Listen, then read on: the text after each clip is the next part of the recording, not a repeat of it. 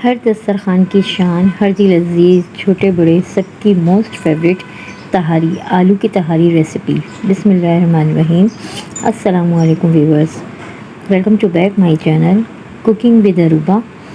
खुश रहें, आबाद रहें, जहाँ रहें हमेशा हंसते मुस्कुराते रहें, आमीन।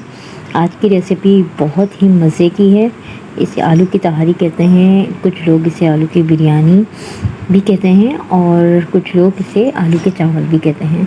तो आज की ये मज़ेदार रेसिपी बनाना हम स्टार्ट करते हैं। अगर पसंद आए तो लाइक कीजिए, शेयर कीजिए और कमेंट में ज़रूर बताइए कि आपको आज की रेसिपी कैसी लगी। बिस्मिल्लाहिर्रहमानिर्रहीम। ये मैंने 2 प्याज ले लिए हैं, इन्हें मैंने कट कर लिया है बारीक, और 2 ही टमाटर ले लिए हैं, उन्हें भी कट कर लिया है। 1 चम्मच भर के मैंने हल्दी पाउडर ले लिया है, आधा चम्मच मैंने पिसी हुई मिर्चें, आधा चम्मच कुटी हुई मिर्चें, 2 चम्मच नमक ले लिए हैं और हाफ़ चम्मच मैंने अदरक और लहसुन का पाउडर ले लिया है। ये आधा किलो मैंने चावल ले लिए हैं, इन्हें अच्छे से बीन लिया है।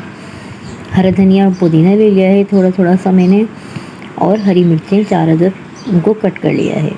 ये 3 बड़े साइज़ के आलू ले लिए हैं, जिन्हें मैंने क्यूब्स में कट कर लिया है और धो के रख लिया है। चावलों को हम तकरीबन 10 से 15 मिनट के लिए ही सिर्फ भिगोएंगे अच्छी तरह धो के। अब एक कढ़ाई ले लिए, उसमें हाफ़ कप के बराबर ऑयल ऐड कर लिया है। ऑयल गर्म हो गया तो उसमें प्याज ऐड कर ली। 1 चम्मच सफ़ेद ज़ीरा ले रही हूँ और 1 चम्मच ही मिक्स गरम मसाला ले रही हूँ, ये भी मैंने इसमें ऐड कर दिया है अच्छी खुशबू के लिए। और अब हम प्याज को अच्छे से सौते कर लेंगे, गोल्डन फ्राई करना है। देखिए प्याज हमारी गोल्डन फ्राई हो चुकी है, तो अब इसमें हम आलू ऐड कर देंगे और थोड़ा सा मैं पानी ऐड कर रही हूँ, बिल्कुल थोड़ा सा, ताकि आलूओं को थोड़ा अच्छा सा हम इसको मिक्स कर सकें। अब यहीं पर मैं टमाटर भी ऐड कर रही हूँ, जो मैंने कट करके रखे थे, और पिसे हुए मसाले जो थे वो भी इसमें ऐड कर देंगे। देखिए अब इन्हें अच्छे से हमने मिक्स करना है, चम्मच से चलाकर 2 मिनट तक अच्छे से इनकी भुनाई करनी है।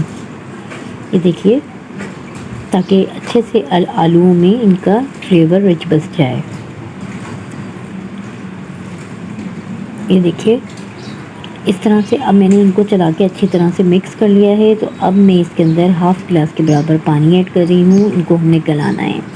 तो अब इसे हम कवर करके 8 मिनट के लिए रख देंगे। ये देखिए जब हमने कवर हटा के देख लिया, 8 मिनट गुजर चुके हैं, तो ये हमारे आलू तकरीबन 70% तक कुक हो चुके हैं। मसाले को हम अच्छी तरीके से चला के एडजस्ट कर लेंगे और इनमें से माशाल्लाह बहुत ही अच्छी सी खुशबू आने लगी है। अब यहाँ पर मैं हरी मिर्चें जो मैंने कट करके रखी थी वो भी ऐड कर दूँगी, ताकि भूनते हुए इनका भी फ्लेवर अच्छे से आलूओं में मिक्सअप हो जाए। ये देखिए हमने चम्मच बराबर से चलाते ही रहना है। अब इसमें ये मैंने 15 मिनट तक चावलों को अच्छे से धो के भिगो दिया था। अब पानी इनका मैंने बिल्कुल निकाल दिया है, तो अब ये चावल हम इसमें ऐड कर देंगे और प्याले में जो भी चावल हैं थोड़ा सा पानी एडजस्ट करके इसको भी हम निकाल लेंगे। और मैंने 2 से 2.5 गिलास पानी इसमें ऐड किए हैं चावलों में। आधा किलो चावलों के लिए 2 गिलास पानी बिल्कुल परफेक्ट है। तो हम तहारी बना रहे हैं, इसलिए मैंने थोड़ा सा पानी ज़्यादा डाला है, तो तकरीबन 2.5 गिलास के बराबर। ये बिल्कुल ठीक है। अब ये देखिए, अब इसको हमने अच्छे से मिक्स करना है और बिल्कुल फुल आंच पे हमने चूल्हे को रखना है, तेज़ आंच पे हमने इसको पकाना है। तो मैं कवर कर दूँगी ताकि स्टीम अंदर अच्छे से इसमें खुशबू स्टीम बेड से आ सके चावलों में। तो ये देखिए अब हम कवर हटाकर देखेंगे तो पानी थोड़ा थोड़ा सा कम होने लगा है, लेकिन अभी भी पानी मौजूद है। तो हमने मज़ीद इसे पकाना है। तो तकरीबन 5 मिनट तक तेज़ आंच पर पकाने से इसका पानी काफ़ी ड्राई हो जाएगा। देखिए अब इसका पानी काफ़ी ड्राई हो चुका है। चावलों को हम ऊपर नीचे अच्छे से कर लेंगे। बहुत प्यारी सी खुशबू माशाल्लाह से इसमें आने लगी है और कलर भी आप देखें कितना खूबसूरत होता जा रहा है। अब जब बिल्कुल पानी खुश्क होने लगेगा तो हम यहाँ पर हरा धनिया और पुदीना जो मैंने कट करके रखा था चारों तरफ इसमें ऐड कर लेंगे और फिर चम्मच से अच्छे से इसको मिक्स कर लेंगे। ये देखिए बस अब यहीं पर हम इसे दम पे रख देंगे। तो दम पे रखने के लिए हमें चूल्हे की आंच बिल्कुल स्लो करनी है। ये देखिए तकरीबन 7-8 मिनट के लिए मैं दम पे रख दूँगी।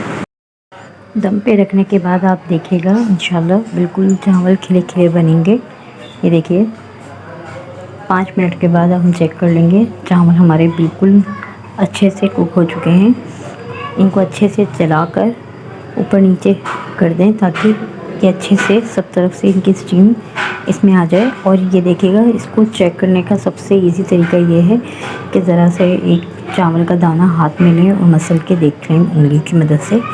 अगर वो बिल्कुल इजीली मसला जा रहा है तो बिल्कुल हमारे चावल डन हो चुके हैं, इनमें बिल्कुल भी कसर बाकी नहीं है। ये देखिए, तो हमारे चावल बिल्कुल कुक हो चुके हैं।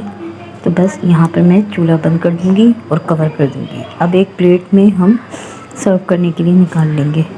ये देखिए, माशाल्लाह से बहुत ही मज़ेदार सी खुशबू भी आ रही है और माशाल्लाह बहुत ही मज़ेदार किस्म के बने हैं और झटपट रेडी हो जाने वाली रेसिपी है। गर्मियों में तो वैसे ही चावल बच्चे शौक़ से मांगते हैं, खाते हैं और यही कहते हैं कि बस आलू के चावल हो तो मज़ा ही आ जाता है।